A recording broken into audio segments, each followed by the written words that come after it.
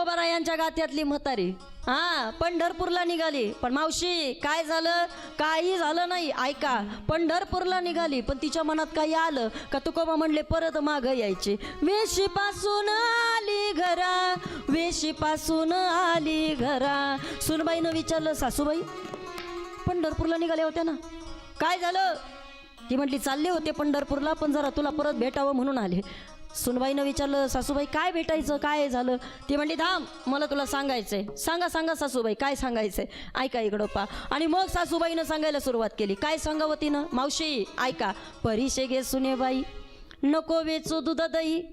सुनबाई दही दूध तूप लोणी जपून वापर. तू म्हणशील म्हातारी पंढरपूरला गेली, आता हे बरं आहे का? सुनबाई म्हटली, सासूबाई जपून वापरते. अजिबात म्हटली कुणाला देणार नाही तुमचं दही दूध तूप लोणी, काळजीच करू नका म्हटली. तुम्ही बिनधास्त पंढरपूरला जा. परत निघाली पंढरपुरा, पुन्हा वेशीपासून आली घरा. सासूबाई म्हटली, सुनबाई म्हटली, सासूबाई आता काय झालं? ऐक, तुला सांगायला आले. काय सांगायचंय? माझ्या हातीचा कलवडू मज वाचोनी नको फोडू. कलवडू कळतो का? जांभूळची लोक कलवड माहिती आहे ना? आहे का अजून आपल्याकडं? आहेत ना.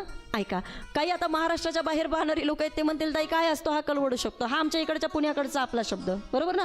गौऱ्यांची साठवण केली जाते आणि एका विशिष्ट पद्धतीनं त्याला लिंपलं जातं, त्याला कलवडू असं म्हटलं जातं. आणि मग पावसाळ्यामध्ये त्याच्यावरती ते झाकून पकडून व्यवस्थित ठेवलं जातं, आपल्याला पुढं ते व्यवस्थित वापरता यावं म्हणून त्याला कलवडू असं म्हटलं जातं.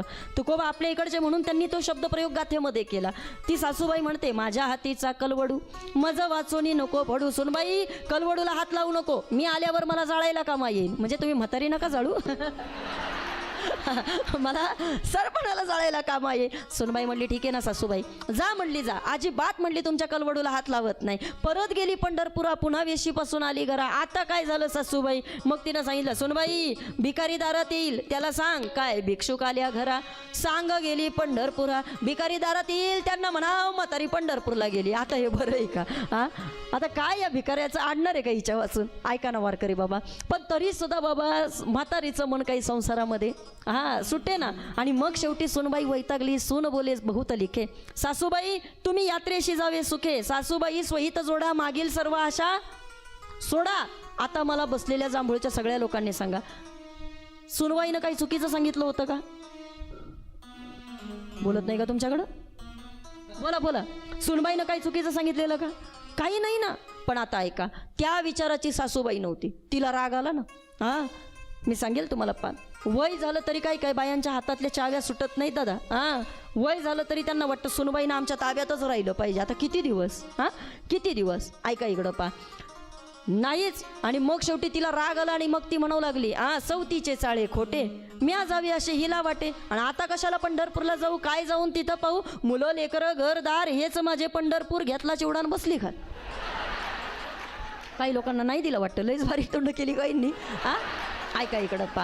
काय बाबा तिनं वाईट सांगितलं होतं? काही नव्हतं वाईट सांगितलं. पण ऐका, तुमच्या आमच्या संसारामधल्या आशा मागं शिल्लक राहतात. गोंदवलेकर महाराज निघायचे ना, त्यावेळेला गोंदवलेकर महाराज म्हणायचे, मला या आशाच इथं प्रपंचामध्ये शिल्लक नाही ठेवायचे. मला वारीला जायचंय, पण ही वारीला जात असताना मात्र ही संसारातली सुखं मला नाही न्यायची तिथं जाऊन. मग तिकडं गेल्यानंतर मला अध्यात्माचं सुख पाहायचंय, तिथं गेल्यानंतर मला परमार्थाचं सुख पाहायचंय, तिथं गेल्यानंतर मला परमार्थाचा आनंद घ्यायचा आहे. आणि तिथं गेल्यानंतर आम्हाला वाजत गाजत ती पालखी पंढरपुरापर्यंत न्यायचे. आज ज्ञानोबारायांच्या सोहळ्यामधनं चालत असताना जसे सगळे वारकरी जल्लोषामध्ये निघतात ना, त्यावेळेला संतांची इच्छा होती की आम्ही सुद्धा असं जल्लोषात निघालो पाहिजे. ज्ञानोबांचं स्वप्न आहे, ज्ञानोबा निघाले पण आशे तसे नाही निघाले. मग माझ्या जीवीची आवडी पंढरपुरा नेईल गुढी, पांडुरंगी मनरंगले, गोविंदाचे गुण वेधिले, गोविंदाचे गुण वेधिले. बाबा तुकोबराया ज्या वेळेला वारीला निघत होते ना, त्यावेळेला तुकोबराया म्हटले, देवा तुझ्या वारी करता निघालोय, पण का निघालोय? माझ्या वडिलांची मिरासी गा देवा, आणि पंढरीची वारी आहे माझ्या घरी. ए देवा, अरे ही माझ्या वाड वडिलांपासून आलेली परंपरा आहे म्हणून मला तुझ्या वारीला जायचंय. ही माझ्या वाड वडिलांनी केलेली वारी आहे म्हणून मला ती चुकवायची नाहीये देवा. अरे एखादी वारी चुकली ना तरी मला ते दुःख होणार आहे. अरे इतकंच काय देवा, हीच व्हावी माझी आस, जन्मो जन्मी तुझा दास, पंढरीचा वार करी वारी वारी चुकोने दिहरी. काय आहे त्या वारीमध्ये ताई आम्हाला सांगा. संता संगे सर्व काळ अखंड प्रेमाचा कल्लोळ. हा सगळा कल्लोळ आम्हाला तिथं पाहायला मिळतो. हा सगळा आनंद आम्हाला वारीमध्ये पाहायला मिळतो. मी एक बोलेल तुम्हाला, पहा, वाईट कर्म माणसाला करावं लागत नाही, ते आपोआप घडतं. काय मत आहे तुमचं? बोला पटकन. वाईट कर्म माणसाला करावं लागत नाही, ते आपोआप घडतं. पण आता इकडं पहा सगळेजण, ऐका. वाईट कर्म माणसाला करावं लागत नाही, ते आपोआप घडतं. पण चांगलं कर्म मात्र आपोआप घडत नाही, ते माणसाला करावं लागतं. हां, ते माणसाला करावं लागतं. वाईट ठिकाणी जाण्याकरता लोकांना सांगावं लागत नाही. तुम्ही पहा संध्याकाळची रोजची गिराईकं, हे कळतं का तुम्हाला? ऐका ऐका. हां, न सांगता बाबा या ठिकाणी पाऊले चालती पंढरीची नाही. हां, ऐकताय तुम्ही? वा. ऐका आता, रोजची गिराईक आहेत बाबा. वाईट कर्म माणसाला बाबा करायला सांगावं लागत नाही, पण चांगलं कर्म मात्र आपोआप आपल्याकडनं घडत नाही, ते माणसाला करावं लागतं. काय करावं लागतं? तुम्हाला बाबा आपली पावलं झिजवावी लागतील. तुम्हाला आपली पावलं बाबा या ठिकाणी कुठं ना कुठं तरी तिथं पंढरपूरच्या वारीवरती घासावी लागतील. तुम्हाला तिथं जाऊन आपल्या चपला तोडून घ्याव्याच लागणार आहेत. तुम्हाला आपल्या चपला तिथं झिजवाव्या लागणार आहेत. तुम्हाला तिथं जाऊन तो सगळा वारीचा त्रास सहन करावा लागणार आहे. आणि तेव्हा कुठंतरी जाऊन तुमच्याकडनं चांगलं कर्म घडणार आहे. ऐकताय ना तुम्ही? तेव्हा कुठंतरी जाऊन तुमच्याकडनं आई चांगलं कर्म घडणार आहे. वाईट कर्म माणसाला बाबा या ठिकाणी करावं लागत नाही, ते माणसाकडनं आपोआप घडतं. पण चांगलं कर्म माणसाला मात्र बाबा करावं लागतं. मी सांगेल या कथेच्या माध्यमातून आज काही गोष्टी तुम्हाला आम्हाला शिकायच्यात. काय शिकायचं आहे सांगेल तुम्हाला. परमेश्वर या वारीमध्ये बाबा या ठिकाणी आपल्याला बऱ्याच वेळेला असं वाटतं की ताई आज आम्हाला एवढा त्रास होतोय, एवढं आम्हाला दुःख होतंय. घरी बसलेली लोक एवढी सुखामध्ये बसतात, AC-मध्ये काही काही लोक शांतपणे झोपतात. आज वारीमध्ये आम्हाला इतका त्रास सहन करावा लागतोय. आज या ठिकाणी बाकीच्या लोकांना एवढा सुखाचं जीवन आहे, मग इकडं आणि तिकडं असं का? इकडं बघा बरं का. आता सगळेजण एक वाक्य तुम्हाला सांगते आज कथेच्या माध्यमातून, सगळेजण ते वाक्य घेऊन जा. परमेश्वर बाबा या ठिकाणी वाईट लोकांना खूप काही देतो, पण तो त्यांची साथ मात्र कधी देत नाही. परमेश्वर वाईट लोकांना खूप काही देतो, पण त्यांना साथ मात्र कधी देत नाही. आणि परमेश्वर या ठिकाणी चांगल्या लोकांची परीक्षा खूप घेतो, पण त्यांची साथ मात्र कधी सोडत नाही. त्यांची साथ मात्र तो कधी सोडत नाही. आज वारीमध्ये जितके वारकरी आहेत ना, हां, त्यांना तुम्ही पहा या ठिकाणी सांभाळणारा विटेवरचा मालक खंबीर आहे. त्यांना ज्ञानोबा हाताला धरून नेणार आहेत. त्यांना तुकोबा कुठं ना कुठं तरी बाबा या ठिकाणी हळुवारपणे तिथं पोहोचवणार आहेत. प्रवास खडतर जरी असला पण तरीसुद्धा तिथं संतांची साथ आहे. प्रवास खडतर जरी असला ना तरीसुद्धा तिथं भरपूर लोक आहेत. प्रपंचामध्ये सगळ्या सुखसुविधा आहेत, पण ही सगळी लोक फक्त स्वार्थापोटी आहेत. मी सांगते म्हणून नाही, संतांनी सांगितलं, जन हे सुखाचे दिल्या घेतल्याचे अंत हे काळीचे नाही कोणी. हां, ही लोक फक्त स्वार्थापोटी आपल्या सोबत राहणारे, ही लोक फक्त फायद्यापुरती आपल्या सोबत राहणारे. पण इकडं पंढरपूरच्या वाटेवरती मात्र तसं नाहीये. मी एक बोलू वाक्य तुम्हाला, ऐका. नळ बंद केला म्हणून पाणी बंद होतं का? बोला पटकन. हां, नळ बंद केला म्हणून पाणी बंद होतं का? नाही. मला सांगा, घड्याळ बंद झालं म्हणून वेळ थांबणार आहे का? बोलत नाही का तुम्ही? पटपट बोला की जरा. हां, नळ बंद केल्यानं पाणी बंद होत नाही. घड्याळ बंद केल्यानं घड्याळ कधी बंद होत नाही. खोटं कितीही माणूस बोलला तरी खरं लपलं जातं का? खरं लपलं जात नाही. मी सांगेल तुम्हाला, पहा, आपण एखाद्यावरती प्रेम केलं, समोरच्यानं कितीही तिरस्कार करू दे, पण त्या प्रेमाच्या बदल्यामध्ये मात्र या ठिकाणी भगवंत कधी आपला राग करणार नाही. आणि एक वाक्य सांगते मी तुम्हाला, ऐका. दान केल्यानंतर माणसाचे पैसे जातात दादा. दान केल्यानंतर माणसाचं पैसे जात असतील, पण माणसाच्या नशिबातलं मात्र कधी काही जात नाही. आणि त्याच पद्धतीनं जन्म आपल्या हातामध्ये नाही, मरणही आपल्या हातामध्ये नाही आहे, पण कमीत कमी आयुष्यामध्ये एकदा तरी आमच्याकडनं पंढरीची वारी घडली पाहिजे, ही गोष्ट तरी नक्कीच देवानं आपल्या हातामध्ये ठेवलेली आहे. ही गोष्ट तरी देवानं आपल्या हातात ठेवली. हां, की बाबा रे तुम्ही ठरवा तुम्हाला या ठिकाणी काय करायचं. तुम्ही ठरवा तुम्हाला पंढरपूरच्या वारीला जायचं का तुम्हाला सासरवाडीच्या वाऱ्या करायचं. काही लोकांच्या तिकड, हां, तुम्ही तिकडच्या काही लोक जास्त वाऱ्या करतात. मग संतांनी आपल्याला सांगितलं, बाबा रे हे तुमचं तुम्ही ठरवायचं आहे. आम्ही आमचं काम फक्त केलेलं आहे, तुम्हाला सावध करायचं. आम्ही रोज तुम्हाला सांगतोय. नाथबाबांनी आपल्याला आरोळी ठोकून सांगितलंय, काय? रात्रंदिवस घोकितो तुम्ही सावध असा, तुमची ये नगरीचा मला नाही भरवसा. ऐकताय? आपल्या नगरीचा काय भरोसा आहे हो? बोला बोला पटकन वारकरी. काय भरोसा आहे? काहीच भरोसा नाही. उजेड पडताना गळा पडेल फासा, कधी एकदा टाकावा लागल हे आम्ही सांगू शकत नाही. आणि ज्ञानोबांनी तर आपल्याला फार सावध केलं. आणि शरीर जाता घवे हे नाशिवंत स्वभावे मनोनी तू अजून जावे पंडू कुमारा देहाची या गावालिया जन्म मृत्यूची या सोहळिया ना म्हणू नये धनंजया जिया परी. ज्ञानोबाराया म्हटले अरे हे चक्र आहे कोणतं उपजे ते नाशे नाशिले ते पुनर्रूपी दिसे हे घटिका यंत्र जैसे परिभ्रमेगा. ज्याचा जन्मही त्याला मृत्यू आहेच. आणि जर आम्हाला मृत्यू आहे ना ताई तर मग त्या मरणाच्या अगोदर आम्ही काहीतरी केलं पाहिजे. एक हिंदीमधलं वाक्य आहे माझ्या आवडीचं ते सांगते तुम्हाला म्हणजे तुमच्या लक्षात येईल. ऐका. जीने से पहले इंसान ने सोचना चाहिए कि मुझे क्या करना है और मरने से पहले इंसान ने सोचना चाहिए कि मैंने क्या किया है. आयुष्यातली वेळ निघून गेली आणि मग विचार करायचा का मी का नाही केलं का नाही केलं. त्याला काहीच उपयोग नाही. वेळ निघून गेल्यानंतर हातपाय किती आपटत बसलो तरीसुद्धा बाबा त्याला काही अर्थ राहत नाही. जोपर्यंत वेळ आहे ना तोपर्यंत आपण हे सगळं करू शकणार आहे. काय काय करायचं आहे ऐका. डोळे चांगले आहेत तोपर्यंत विठुरायाचं दर्शन घेतलं पाहिजे. कान चांगले आहेत तोपर्यंत भजन कानावरती पडलं पाहिजे.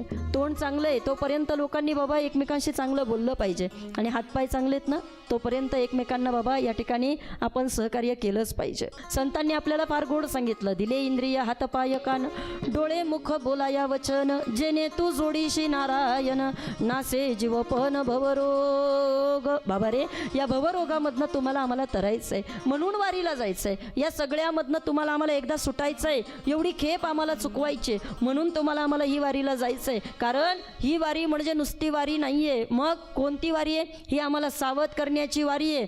जी वारी आम्हाला बाबा संतांनी सांगितली. अहम वाघ्या सोहम वाघ्या प्रेम नगरा वारी अहम वाघ्या सोहम वाघ्या प्रेम नगरा वारी हे अहम वाघ्या सोहम वाघ्या प्रेम नगरा वारी वाघ्या सोहम वाघ्या प्रेम नगरा वारी सावध होऊन भजनी लागा देव करा कैवारी. मल्हारीची वारी माझ्या मल्हारीची वारी मल्हारीची वारी माझ्या मल्हारीची वारी. सावध होऊन भजनी लागा देव करा कैवारी. मल्हारीची वारी माझ्या मल्हारीची वारी मल्हारीची वारी माझ्या मल्हारीची वारी मल्हारीची वारी. ही वारी कशाची आहे ऐकताय तुम्ही सगळेजण. आम्हाला संतांनी सांगितलंय सावध होऊन भजनी लागा देव करा कैवारी. मल्हारीची वारी माझ्या मल्हारीची वारी. आम्हाला या वारी करता जायचंय पण असं तसं नाही जायचं. मग त्या वारीमध्ये जाऊन आमची खेप आम्हाला चुकवायचे. त्या वारीमध्ये जाऊन आम्हाला इथं सावध होऊन भजन करायचंय. त्या वारीमध्ये नुसतं जायचं नाहीये. मग आम्हाला माहीत नाही दादा पुढच्या वेळेला आमचे हे हात आम्हाला साथ देतील की नाही पुढच्या वेळेला आम्हाला हे पाय साथ देतील की नाही. कारण संतांनी आम्हाला वेळोवेळी सांगून ठेवलंय अल्पायुष्य मानव देह शतगणिले ते अर्धरात्र खाय मध्ये बालत्व पिढा रोगक्षय काय भजनासी उरले ते पाहेगा. ऐकताय तुम्ही सगळे. ऐका. आई बालपणामधलं आयुष्य आमचं गेलं बरोबर आहे. बालपण गेल्यानंतर तरुणपण येणार आहे माणसाला. तरुणपण गेल्यानंतर म्हातारपण बोला ना येणार आहे. आणि म्हातारपण गेल्यानंतर सरपण ते का विसरता तुम्ही सगळेजण. ऐका ना हे विसरायचं नाही आहे म्हणून वारीमध्ये आम्हाला यायचं आहे. काय की आम्हाला बाबा या ठिकाणी या देहाचा नाश कधी ना कधीतरी होणार आहे हे वारी आम्हाला सांगते. आज जरी कुठंतरी लागत असेल आज कुठंतरी पायाला फोड येत असतील आज जरी आम्हाला कुठं ना कुठंतरी आमचा रंग आम्हाला काळा झालेला दिसतो. या रंगामध्ये आम्हाला या ठिकाणी कदाचित कुणी ओळखू शकत नाही आहे. पण एक ना एक दिवस असं होणार आहे की आपला बाबा या ठिकाणी तशी ओळख घरचे कधी ना कधीतरी विसरणार आहे. नाही कळलं तुम्हाला. ऐकताय तुम्ही. आपला फोटो घरामध्ये किती दिवस लावला जातो किती दिवस लावला जातो. एक पिढी लावेल त्याच्यानंतर आपली ओळखही लोक विसरून जाणारच आहेत ना जाणारच आहेत. एक सोपं बोलू का तुम्हाला. ऐका. पुरुष वर्ग थोडं वाईट वाटून घेऊ नका. लहान तोंडी मोठा घास घेते. पण तुमचं नाव घरामध्ये कुठपर्यंत बोला बोला पटकन. तुमच्या मुलाला मुलगा होत नाही तोपर्यंत कुठपर्यंत तुमच्या मुलाला मुलगा होत नाही तोपर्यंत. तुमच्या मुलाला मुलगा झाल्यानंतर त्याचा मुलगा तुमचं नाव नाही लावत मग तो त्याच्या बापाचं नाव लावतो. बरोबर आहे का चूक आहे. बोलत नाही का तुम्ही. बरोबर आहे की नाही. आई ऐका. वारी म्हणजे काय तुम्ही पहा, एक एक पावलं टाकत असताना तुमची आमची ओळख या ठिकाणी कधी कधी पंढरपूरला गेल्यानंतर लोक मलाच ओळखत नाही. हां, का बरं? उन्हामध्ये एवढा चेहरा आमचा काळा पडलेला असतो मंदारदादा. त्यावेळेला तुम्ही पहा, वेगळं वेगळं या ठिकाणी आम्हाला अनुभव येत असतात. पण एक ना एक दिवस असं येणार आहे की आपली सुद्धा ओळख लोक पुसून टाकणार आहेत गड्या. हां, जोपर्यंत नाव आहे, जोपर्यंत शरीर आहे, जोपर्यंत आम्ही बोलतोय समाजामध्ये, तोपर्यंत लोक भावा करतील. आहे संगीत आता या आहे बोलतंय कोणीतरी.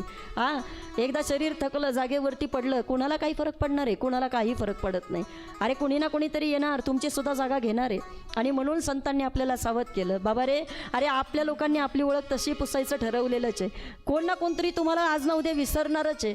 पण आयुष्यामध्ये एकदा तरी वारीचा सोहळा अनुभवा, एकदा तरी वारीला चला. तिथं गेल्यानंतर या ठिकाणी मला माहीत नाही, पण एक तरी मी तुम्हाला एवढं नक्की सांगू शकते की आज जितकी पावलं तुम्ही भगवंताकडे चालत येत आहे ना, जेवढी पावलं तुम्ही आज पंढरीच्या दिशेनं प्रवास करताय ना, तुमच्या संकट काळामध्ये तोच विटेवरचा मालक हजारो पावलं तुमच्याकरता चालत येणार आहे. हजारो पावलं. हां, त्याला तुमची काळजी आहे. तो तुमच्याकरता धावत येणार आहे. फक्त तुम्ही त्याच्याकडे गेलो पाहिजे हो. तुम्ही त्याच्याकडे जाण्याची कुठंतरी वाट पाहिली पाहिजे. आपण फक्त या ठिकाणी काय करतोय, वरवर वरवर वरवर सगळ्या गोष्टी करायचा प्रयत्न करतोय. जाऊ, करू, बघू असं नाही. मग आम्हाला संतांनी सांगितलं, उद्यावर नाही ढकलायचं. का? वेळ निघून गेली, फरक पडणार आहे का? हां, इकडं काय झालं, पितृपक्षाचा कालावधी जवळ आला. आणि तुकाराम महाराज, पितृपक्षाच्या कालावधीमध्ये एका पोरानं ठरवलं, आपण आपल्या बापाच्या नावानं पितर जेवायला घालायचे. तुम्ही ऐकताय ना सगळेजण, जांभूळची लोक, काय ठरवलं? आपण आपल्या वडिलांच्या नावानं पितर जेवायला घालायचे. सगळ्या गावाला त्यांना आमंत्रण केलं. या म्हटले, आम्ही सर्वांना या ठिकाणी आता पितरांना जेवायला बोलवलेलं आहे. सगळी लोक तिथं गावामधली जेवायला आली. त्याचा जो लहाना भाऊ होता ना, तो थोडासा आगाव होता. बाबा थोडासा खट्याळ होता. आणि मंदारदादा थोडासा इकडं तिकडं या ठिकाणी सारखा उड्या मारायचा, खटपट करायचा. मोठा भाऊ त्याला सारखा बडबड करायचा, काय रे शांत बसता येत नाही का? काय रे तुला कळत नाही का? पण तो म्हणायचा, दादा काय रे मला सारखा बडबड करत असतो. हां, अरे बाबा गेल्यानंतर आम्ही तुझ्याकडे आशेनं पाहतो, तू मलाच ओरडतो. अरे मग तेच तुला सांगतोय, थोडंसं नीट राहत जा, शांत राहत जा. बरं ऐक, आज आपल्याकडं लोक जेवायला येणार आहे, सगळी तयारी झाली का? हां दादा झाली ना सगळी तयारी. आता ऐका बरं का, त्यानं नेमकं काय केलं, चुलीच्या जवळ एक तुपाची वाटी ठेवलेली होती. वितळवण्याकरता तूप आपलं, एक तुपाची वाटी तिथं त्यानं ठेवलेली होती. बरं, सगळ्या लोकांना आई पंगत वाढली. आणि त्यानं ठरवलं, आता प्रत्येक वारकऱ्याच्या ताटावरती थोडं थोडं तूप वाढायचं. काय वाढायचं?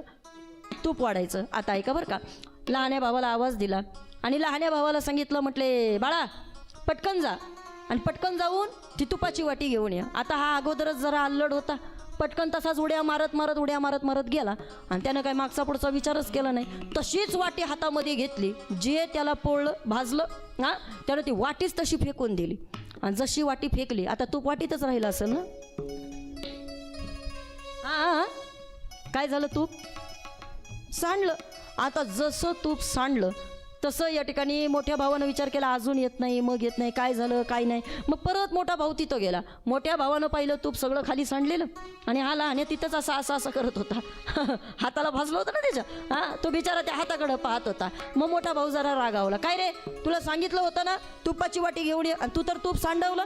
तुला इतकं कळत नाही का? तुला मी बोललो होतं की नाही, थोडी कामं शांततेत करत जा. अरे कधी तुझा अल्लडपणा जाणार, कधी तुझा आगाऊपणा जाणार? अरे गाढवा, तुला मी किती वेळा सांगितलं शांततेत काम कर, तरी तू केलत नाही. आणि मग मात्र या ठिकाणी लहाना भाऊ म्हटला, दादा इकडं बघ, इकडं माझ्या हाताला भाजलंय, तुला काहीच नाही आणि तू मला त्या तुपाच्या वाटीसाठी. अरे पण आता लोक थांबलीत ना, मग तुला ओरडू नको तर काय करू? तू वाटी नीट पकडली असती तर तुला ओरडायची गरज पडली असती का? लहाना भाऊ जरा चिडला आणि मंदार दादा तो त्या लहाना भाऊ त्या मोठ्या भावालाच ओरडायला लागला. मला म्हटलं, दादा मला काय तुला विचारायचंय, ऐक मला सांग. तसं पण आपण काय करणार होतो, हे तूप कोणाला वाढणार होतो? त्या लोकांना वाढणार होतो की नाही? दादा म्हटला, बरोबर आहे. मग आता दादा मला सांग, जर का मी वाटी तुझ्या हातामध्ये आणून दिली असती आणि जर ते तूप तू त्या लोकांच्या तिथं ताटामध्ये वाढलं असतं आणि जर त्या लोकांनी ते तूप खाल्लं असतं, मग ते तूप तसंही त्या वाटीत राहणार होतं का? बोला ना पटकन. हां, तसंही त्या वाटीत राहणार होतं का? लहाना भाऊ म्हटला, मग दादा असं गेलं काय? आणि असं गेलं काय? काय फरक पडणार आहे? एवढं मला ओरडायची काय गरज आहे? मोठ्या भावानं लहान्या भावाची समजूत काढली आणि सांगितलं, बाळ हे बघ, असं गेलं त्याच्यानं फरक पडणार आहे का बरं? अरे हे असं गेलं असतं ना तर ते कारणी लागलं असतं, पण ते असं गेलंय ना ते कारणी लागत नाहीये. सांडलेलं तूप कामाला नाही येते बाबा. पण ते जर कुणाच्या तरी मुखामध्ये गेलं ते जसं कामाला येणार आहे ना, देह तसा पडला तर तो कामी येणार नाहीये. पण जर तो माऊलीच्या सोहळ्यामध्ये कुठंतरी कामी लागला तर त्याचं नक्कीच काहीतरी सार्थक होणार आहे. जर तो वारीमध्ये कुठं ना कुठंतरी 4 पावलं चालतोय तर त्या देहाचाही सार्थक होणार आहे. जर तो कुठं ना कुठंतरी घरामध्ये बसून भजन पूजन करतोय तर तो देह कुठं ना कुठंतरी सार्थकी लागणार आहे. ठीक आहे ताई, तुम्ही आम्हाला सांगितलं, आता आम्हाला या देहाचं महत्त्व कळालं. चला ताई, तुम्ही आम्हाला सांगितलं, पण आम्हाला सांगा ना, कोणी कोणी बरं ही वारी केली आणि कुणाकुणाला या वारीचा फायदा झाला? मी सांगू तुम्हाला, या वारीचा फायदा एका दोघांना नाही झाला, मग या वारीचा फायदा वारीमध्ये जाणाऱ्या प्रत्येकाला झाला. बोलेल मी तुम्हाला. ताई, तुम्ही म्हणाल काय फायदा आहे हो? मी कालही सांगितलं, वारीमध्ये गेल्यानंतर माणसाला बाबा पैसा मिळत नाही, वारीमध्ये गेल्यानंतर माणसाला सुखसुविधा ऐश्वर्य काही मिळत नाही, पण वारीमध्ये गेल्यानंतर मात्र माणसाला जे समाधान प्राप्त होतं ना, ते समाधान बाबा या ठिकाणी त्याला प्रपंचामध्ये कधी मिळत नाही. तुम्ही म्हणाल का ताई कसं काय तुम्ही आता असं बोलताय? मी पटवून देते. मला सांगा, आपण या ठिकाणी रोज सकाळी टी व्हीवरती हा कार्यक्रम पाहतो आणि एकदा का या ठिकाणी वेळ चालू झाली की आपल्याला पुन्हा आठवण येते की चला या ठिकाणी झी टॉकीजचा आपण चॅनेल लावला पाहिजे, काहीतरी तिथं देवाचे 4 शब्द आपल्या कानावरती गेले पाहिजेत, आपण काहीतरी 2 शब्द तिथं देवाचे ऐकले पाहिजेत. ऐकताय तुम्ही सगळेजण? ऐका बरं का. आता इकडं पहा, देवाचे 2 शब्द कानावरती गेले पाहिजे असं आपल्याला नेहमी वाटत असतं, पण कधीतरी विचार केला का? ऐका, वाईट शब्द जर आपल्या कानावरती पडले तर कानाचं काही सार्थक आहे का? काहीच सार्थक नाही आहे. पण सकाळच्या वेळेला उठून जर देवाचे 2 शब्द कानावरती जर पडले तर त्या कानाचं सार्थक होणार आहेत की नाही? 100% होणार आहे. मी बोलेल तशी या देहाला काहीच किंमत नाही आहे. वैकुंठवासी प्रातस्मरणीय गुरुनाम गुरु जगन्नाथांना पवार म्हणायचे, बाबा रे, आपल्या देहाला तशी कोणतीच किंमत नाही. या देहाला जाळून टाकलं ना, याची राख होणार आहे. याला मातीमध्ये गाडलं, याला किड्या मुंगे खाऊन टाकणार आहे. याचं काही सार्थक नाहीये. तुम्ही याला रस्त्यावरती असंच पडू द्या, याला कुत्री मांजरी येऊन खाऊन टाकणार आहेत. काय होणार आहे या देहाचं? काहीच होऊ शकत नाहीये. एक सोपं बोलते तुम्हाला, ऐका इकडं पा. पण हा देह जर या ठिकाणी आम्ही भजनामध्ये कारणी लावला, हा देह आम्ही परमार्थामध्ये कारणी लावला तर मात्र या देहाचं काहीतरी सार्थक होणार आहे. कसं काय? पटून द्या. चला पटून देते तुम्हाला.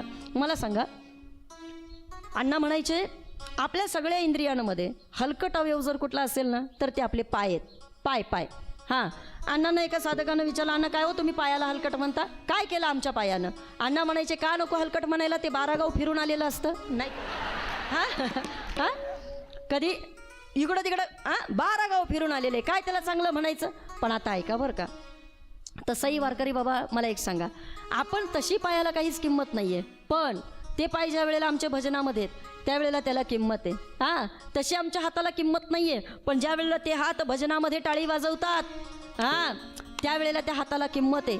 तुम्ही इतर वेळेला या ठिकाणी किती टाळ्या वाजवा त्याला मान्यता नाही आहे, पण भजनामध्ये वाजवलेली टाळी त्याला किंमत आहे. वाहेरंगी टाळी नाचे न उदास, ते देई हातास पाय सुख.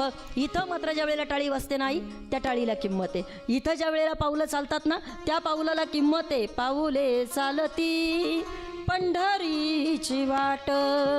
इकडं या पाऊलांना किंमत आहे दादा, तुमच्या तशा पाऊलांना किंमत नाही. बरं पाऊलांचं जाऊ द्या, मी तुम्हाला एक सोपं विचारते. जांभूळची लोक सगळ्या लोकांनी मला उत्तरं द्या. मला सांगा, तुम्ही पायामध्ये जी चप्पल घालता, चप्पल, त्या चप्पलेला काही किंमत आहे का हो?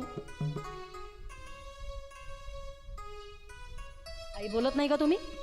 बोला, चपलेला काही किंमत आहे का? बोला, काय किंमत आहे चपलेला? 200 रुपये 250 रुपये, त्याच्यावर आहे का किंमत तिला? काय बोला की पटकन, काय किंमत आहे? काहीच नाही ना. तरी सुद्धा तुकाराम महाराज मला प्रश्न पडतो की तशी चपलेला किंमत नाही, पण तरी सुद्धा लोक कीर्तनातून कथेतनं दुसऱ्यांच्या चपला का घेऊन जात असतील हो? काय किंमत आहे हो त्याची? काहीच किंमत नाही. पहा ना तुम्ही, मला सांगा, घरामध्ये तरी आपण त्या चपलेला जास्त किंमत देतो का? काहीच किंमत नाही. कल्पना करा तुम्ही बाजारामध्ये गेलात, तुम्हाला बाजार कुठला जवळ आहे? मग वडगावचा जवळ आहे. ऐका, तुम्ही जर वडगावच्या बाजारामध्ये गेलात, आई तिकडनं येताना तुम्ही अशा भल्या मोठ्या 2 पिशव्या घेऊन बाजाराच्या आलात. किती? 2 पिशव्या. आता मला सांगा, त्या पिशव्या ज्या वेळेला तुम्ही घरी आणता, घरी आणल्याच्या नंतर तुम्ही त्या पिशव्या घरामध्ये नेता की नाही? बोला जोरात.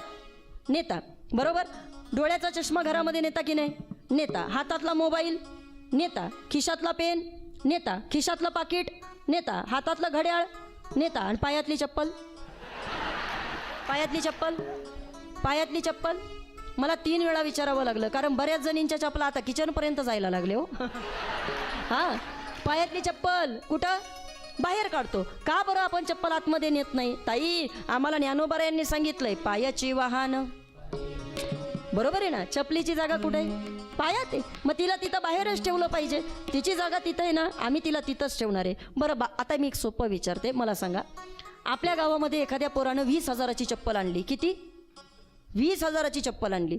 आणि 20,000ची चप्पल घालून ते पोरग जांभूळच्या आपल्या मंदिरापासून गावातल्या वेशीपर्यंत गेलं, परत वेशीपासून गावातल्या मंदिरापर्यंत आलं. 20,000ची चप्पल पायात आहे आई, आणि 20 चक्रा त्यानं तिथं मंदिराच्या जवळ मारल्या. तुमच्यापैकी किती जण उठून त्या पोराच्या पाया पडतील? हात वर करा.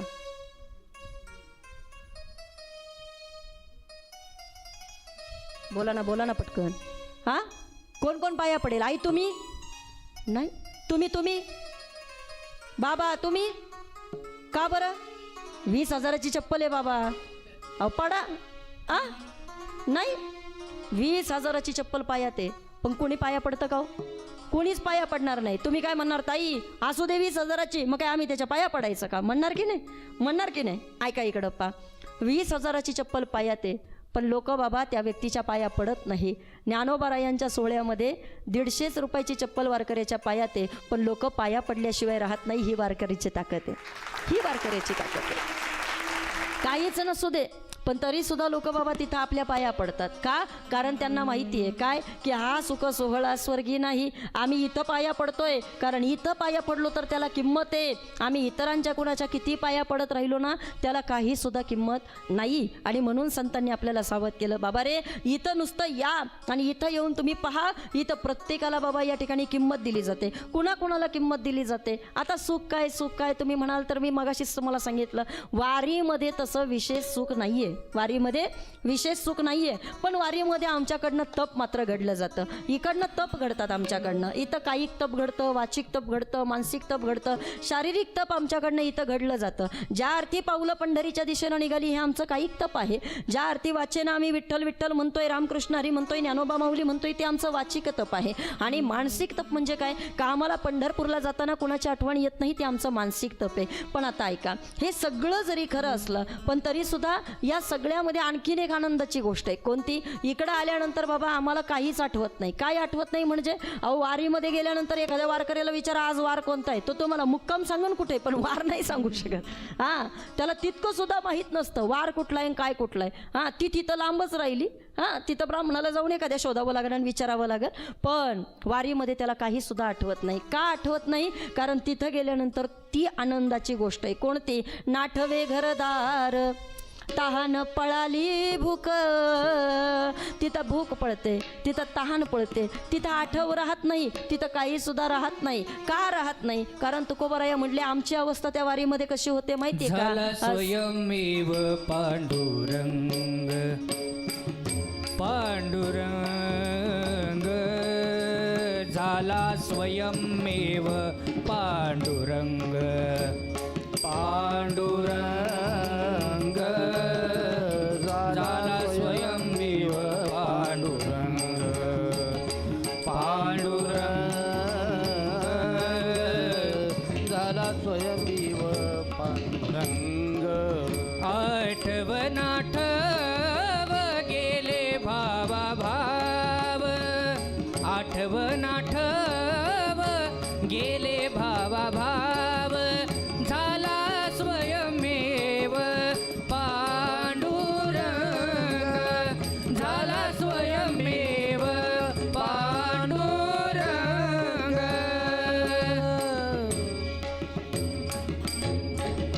तिथं आठव राहत नाही, तिथं कुणाची काही आठवण सुद्धा येत नाही. बरं ऐका, काय वाटतं तुम्हाला, वारीमध्ये पैशाला किंमत आहे का?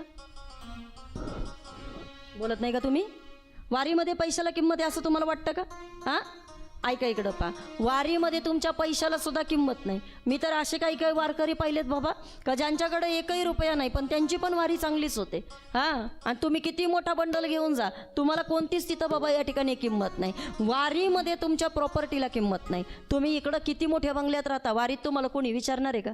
नाही नाही नाही. बरं, इथं लोक म्हणणार आहेत का बाबा तुम्ही इथं एवढ्या मोठ्या बंगल्यात राहता, वारीत तुम्ही आले, चला चला चला, असं अजिबात होत नाही. बरं, अजून पुढं चला, वारीमध्ये तुमच्या शिक्षणाला किंमत आहे का? बोला ना पटकन. शिक्षणाला कोणी म्हणतं का तिथं हा डॉक्टर आहे बाबा, हा कलेक्टर आहे, हा इंजिनियर आहे, हा मोठा ऑफिसर आहे, हा मोठा शिक्षक आहे, हा मोठा वकील आहे? हां, बोला बोला. एरवी तुमच्या पदाला इकडे किंमत असेल, एरवी तुमच्या शिक्षणाला बाहेर किंमत असेल, पण वारीमध्ये आई, वारीमध्ये तुमच्या शिक्षणाला सुद्धा कोणी किंमत देत नाही हो. काहीच किंमत नाही तिथं. ना वारीमध्ये तुमचं शिक्षण कोणी विचारतं, ना वारीमध्ये तुम्हाला या ठिकाणी कोणी तिथं प्रॉपर्टी तुमची विचारतं. बरं जाऊ दे, चला इकडं बघा आता. आई, वारीमध्ये तुमच्या सत्तेला तरी किंमत आहे का हो? बोला ना. सत्तेला कितीही मोठा जरी या ठिकाणी असला तरी वारीमध्ये बाबा त्याला कोणी सत्ताधारी म्हणत नाही, तिथं कोणी मोठं म्हणत नाही. अध्यक्ष असू दे नाहीतर कुणी असू दे, हां, किती मोठं काही जरी असलं पण तरीसुद्धा तिथं फक्त बाबा सगळेजण आपापली कामं करत असतात. काय करतात? आपली आपली कामं करत असतात. बोलेल मी तुम्हाला वारीमध्ये बाबा या ठिकाणी वयाला किंमत नाही. वयाला किंमत आहे वारीला? नाही नाही नाही. आणि वयाला जर किंमत असती ना तर निवृत्तीदादांनी ज्ञानोबा यांना इतकं मोठे पण दिलंच नसतं, इतकं मोठे पण दिलंच नसतं.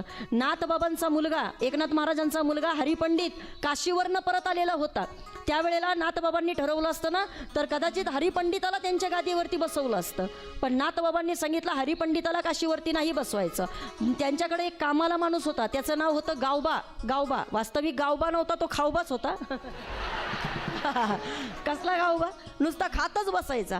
हां, त्याला फक्त पुरणपोळी. तो का काम करत होता? कारण नाथांच्या घरी रोज पुरणपोळीचा स्वयंपाक होता ना, म्हणून तो तिथं काम करायचा. आणि त्या खावबाला म्हणजे गावबाला नाथबाबांनी तिथं विचारलं काय, लोक ज्या वेळेला नाथबाबा समाधी घेण्याकरता निघाले ना, त्यावेळेला समाधी घेण्याकरता निघाल्यानंतर नाथबाबांनी तिथं लोकांना विचारलं होतं, नाथबाबा इथून पुढं तुम्हाला या ठिकाणी गादीवरती कोणाला बसवायचंय? त्यावेळेला नाथबाबांनी सांगितलं होतं, म्हणले मला या ठिकाणी माझ्या गादीवरती हरिपंडिताला, लोकांना वाटलं हरिपंडिताला बसवतील. परंपरा काय सांगते का बाबा वडील गेल्यानंतर मुलगा, बरोबर की नाही? मुलगा गेल्यानंतर नातू, ही परंपरा असते. पण या ठिकाणी नाथबाबांनी ती परंपरा मोडली. नाथबाबा म्हणले अजिबात जमणार नाही, माझ्यानंतर हरिपंडित माझ्या गादी नाही चालवणार, माझ्यानंतर या ठिकाणी माझा गावबा माझ्या गादीवरती बसणार आहे. लोक म्हटली नाथबाबा काय निवड तरी चांगल्या माणसाची करायची ना. हां, अहो तो काय पोरखेड आहे का? म्हटले तुम्ही आम्हाला वेदाचा अभ्यास सांगायचे, तुम्ही आम्हाला भागवत सांगितलं, तुम्ही आम्हाला रामायण सांगितलं, तुम्ही आम्हाला एवढ्या कथा सांगितल्या, आता हे काय त्या गावबाला जमणार आहेत का? आणि मग असं म्हणतात गावबाला तिथं गादीवरती बसवलं. नाथबाबांनी फक्त त्याच्या डोक्यावरती हात ठेवला आणि गावबाला सांगितलं गावबा बोला आता तुम्ही. असं म्हणतात बाबा कारण नाथबाबांना सुद्धा जमत नव्हतं ना, याच्यापेक्षा सुंदर गावबानं लोकांना बाबा तिथं ज्ञानाचं दान केलं होतं. मी काय सांगते ऐका, जशी बाबा संप्रदायामध्ये इथं वयाला कोणतीही मर्यादा नाही आहे. इथं तुमचं वय पाहिलं जात नाही. का बरं सांगेल मी तुम्हाला. 7 वर्षाची मुक्ताई पण 1400 वर्ष जगणाऱ्या चांगदेवाला ती उपदेश करते. चांगदेव महाराज तर स्वतः सांगतात की गुरुपुत्र झालो मुक्ताईचा. चांगदेव म्हणे आजी जन्म आलो आणि गुरुपुत्र झालो मुक्ताईचा. तुमच्या वयाला इथं किंमत नाही, तुमच्या शिक्षणाला इथं किंमत नाही, तुमच्या सत्तेला इथं किंमत नाही, तुमच्या कोणत्याच गोष्टीला इथं किंमत दिली जात नाही. मग वारीमध्ये ताई किंमत कशाला आहे तेवढं तरी आम्हाला आज कथेच्या माध्यमातून सांगा. आपण वारीला गेलं पाहिजे ना, पण इथं किंमत आहे ना दादा. कोणत्या गोष्टीला किंमत आहे? तर इथं फक्त तुम्ही केलेल्या सेवेला किंमत आहे. कशाला? सेवेला किंमत आहे.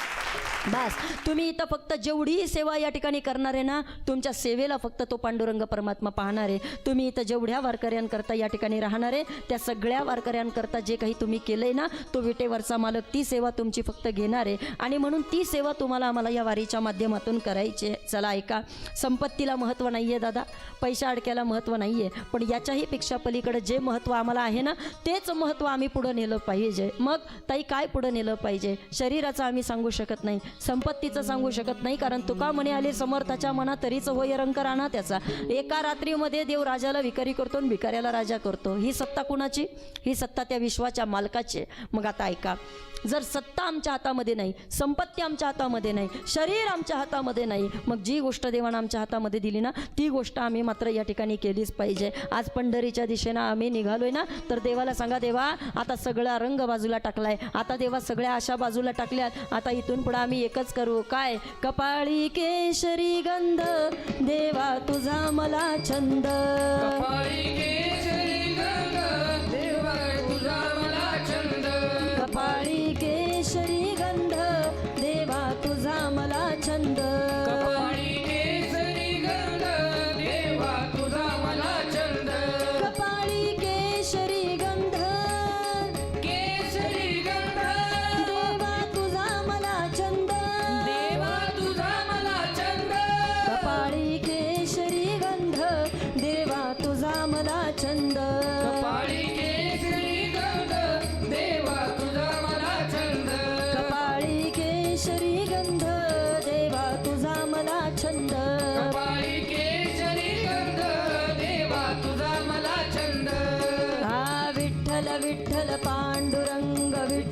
विठ्ठल पांडुरंग विठ्ठल विठ्ठल पांडुरंग विठ्ठल विठ्ठल पांडुरंग विठ्ठल विठ्ठल पांडुरंग विठ्ठल विठ्ठल पांडुरंग विठ्ठल विठ्ठल पांडुरंग विठ्ठल विठ्ठल पांडुरंग विठ्ठल विठ्ठल पांडुरंग विठ्ठल विठ्ठल पांडुरंग विठ्ठल विठ्ठल पांडुरंग विठ्ठल विठ्ठल पांडुरंग विठ्ठल विठ्ठल पांडुरंग विठ्ठल विठ्ठल पांडुरंग.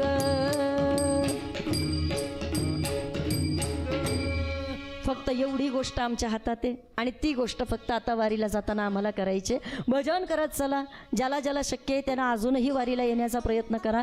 ज्ञानोबा अर्ध्यावरती आलेले, तुकोबा अर्ध्यावरती आलेत आणि म्हणून या ठिकाणी कमीत कमी आपण अर्ध्यावरती जरी या ठिकाणी जातोय, पण या ठिकाणी विठुरायाची ओढ जर अंतःकरणामध्ये असेल आणि हातातलं काम टाकून एक दिवस जरी आम्ही वारी करता निघत असेल तरीसुद्धा तो आयुष्यातला आमचा सोहळा आहे. तरीसुद्धा ज्ञानोबा तुकोबा आपल्याला घेऊन या ठिकाणी नक्कीच पंढरपूरला जाणार आहेत आणि म्हणून पुढे तर जायचं आहे. पण आजच्या कथेमध्ये मात्र तुम्ही आम्ही सर्वजण इथेच थांबूया. पुन्हा एकदा भेटूया पुढच्या भागामध्ये. ज्ञानोबारायांचा 750वा जन्मोत्सव सोहळा आणि ज्ञानोबारायांच्या माऊलींच्या हरिपाठाचं चिंतन गेल्या 10 दिवसापासून आपण पाहतोय. आत्ताही या ठिकाणी त्याच ज्ञानोबारायांच्या पालखीसोबत आपण पंढरपूरच्या दिशेनं सगळे वारकरी प्रवास करतोय आणि म्हणून या ठिकाणी तिकडं ज्ञानोबारायांच्या पालखीला, तुकोबांच्या पालखीला, नाथबाबांच्या पालखीला आपल्याला सर्वांना घेऊन पंढरपूरमध्ये जायचं आहे. पण आता पंढरपूरमध्ये जात असताना आज ही पालखी खरं तर या ठिकाणी आपण पोहोचवत आहोत. पण आजच्या दिवसाकरता मात्र आपण सर्वजण इथेच थांबूया. पुन्हा भेटूया उद्याच्या भागामध्ये. ज्या आदरणीय संतोष भाऊ जांभूळकर आपल्या गावचे आदर्श सरपंच, त्यांनी कार्यक्रमाचं आयोजन केलं. या ठिकाणी त्यांचे सर्वप्रथम मी आभार व्यक्त करते आणि ही सेवा पांडुरंगाच्या चरणी समर्पित करते. एकदा सर्वांनी प्रेमानं भजन करूया.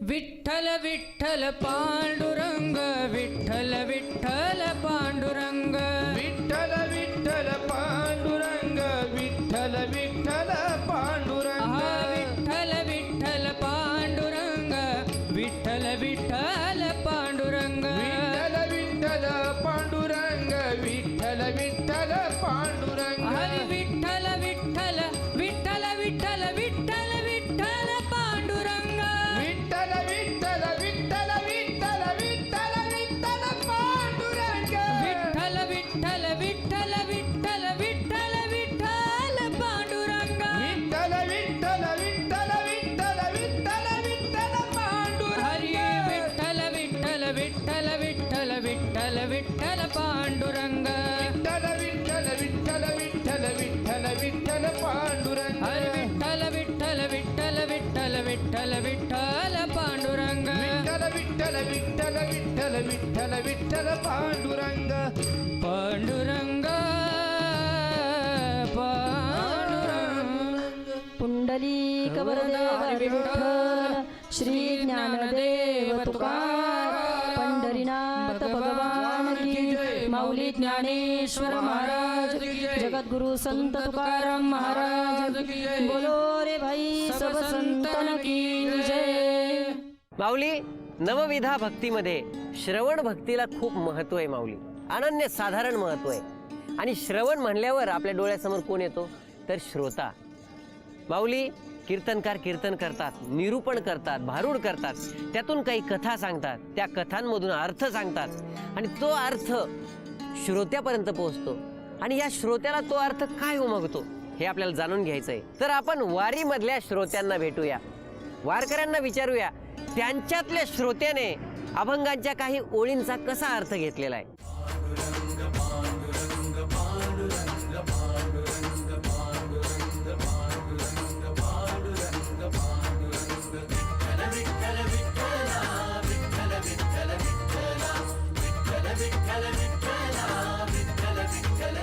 रामकृष्ण हरी. रामकृष्ण हरी. रामकृष्ण हरी. सर्व सुखाचे आगर बाप रखुमा देवीवर. अभंगातल्या ह्या ओळींचं मला निरूपण सांगा ना माऊली, आणि प्रेक्षकांना पण. सर्व सुखाचे आगर म्हणजे आपल्याला जे सुख मिळते तो परमात्मा विटेवर आपले कटेवर हात देऊन उभा आहे आणि त्यामुळे सर्व सुख आपल्याला जे पाहिजे ते सुख आधी भौतिक, वैज्ञानिक सुख, सर्व सुख आपल्याला मिळतंय असा या ओळीचा अर्थ आहे. सर्व सुखाचे आगर, सर्व सुखाचे सागर असणारा भगवान परमात्मा, त्या परमात्म्याच्या रूपाचं, गुणाचं वर्णन केलेलं आहे. आणि सर्व सुखाचे आगर बापरोकमादेवी म्हणजेच वारकऱ्याचे आई वडील असणारा तो पांडुरंग परमात्मा त्याच्याच गुणाचं वर्णन रूपाचं वर्णन केलेलं आहे. सर्व सुखाचे आगर म्हणजे या वारीतला सुख जे आहे हे कुठंच नाही आहे. सर्व सुखाचे आगर बाप रखुमादेवीवर. आपले एक अभंग आहे तुकाराम महाराजांचा, स्वर्गीच्या अमर इच्छिताचा देह मृत्यूलोकी व्हावा जन्म आम्हा. म्हणजे जो इथं आनंद आहे या वारीमध्ये सर्व सुखाचे आगर, हा सुख याच्यासारखं आगळं वेगळं सुख हे समुद्रासारखं, जसं समुद्राला अंत नाही तसा या सुखाला आणि पांडुरंगाच्या भक्तांना आनंदाला खरंच सागर म्हणजे अंत नाही. म्हणूनच म्हटले आहे सर्व सुखाचे आगर बाप रखुमादेवीवर. म्हणजे वारकऱ्यांचा बाप हा पांडुरंग आहे. आणि म्हणूनच अभंगात म्हणले आहे की स्वर्गीचे अमर इच्छिताचा देह मृत्यूलोकी व्हावा जन्म मामा. म्हणजे या वारीचा जो आनंद घेण्यासाठी ज्यांना स्वर्गीचे अमर म्हटले जातं ते सुद्धा मृत्यूलोकी जन्म घेण्यास मागता पांडुरंगाकडे. देवा जसं तू या मृत्यूलोकी आनंद घेण्यासाठी वारीचा आनंद घेण्या मृत्यूलोकी जन्म आमचा स्वर्गीचा अमर आहे, पण जो आम्हाला वारीचा आनंद आहे तो आम्हाला घेता येत नाही. म्हणून आम्ही म्हणतोय की स्वर्गीच्या अमर इच्छिताचा देह मृत्यूलोकी व्हावा जन्म आम्हा, असं मी सांगू शकतो. रामकृष्ण. वा माऊली, रामकृष्ण हरी. सर्व सुखाचे आगर बाप रखुमा देवीवर. या ओळीचा अर्थ मला काय उमगलाय माऊली मी ते सांगतो. माऊली एसटी असती ना, एसटी कशी सगळ्या गावांमध्ये फिरती, या गावातून त्या गावात जाते, पण शेवटी विसाव्यासाठी कुठं जाते तर तिच्या विसाव्याचं ठिकाण म्हणजे आगर असतं, एसटीचं आगर. त्या ठिकाणी ती जाऊन विसावा घेते. त्याचप्रमाणे जगातल्या सगळ्या सुखांचं आगर कुठे आहे तर माझ्या पांडुरंगाच्या चरणापाशी आहे, असं मला वाटतं माऊली. सर्व सुखाचे आगर बाप रखुमा देवीवर.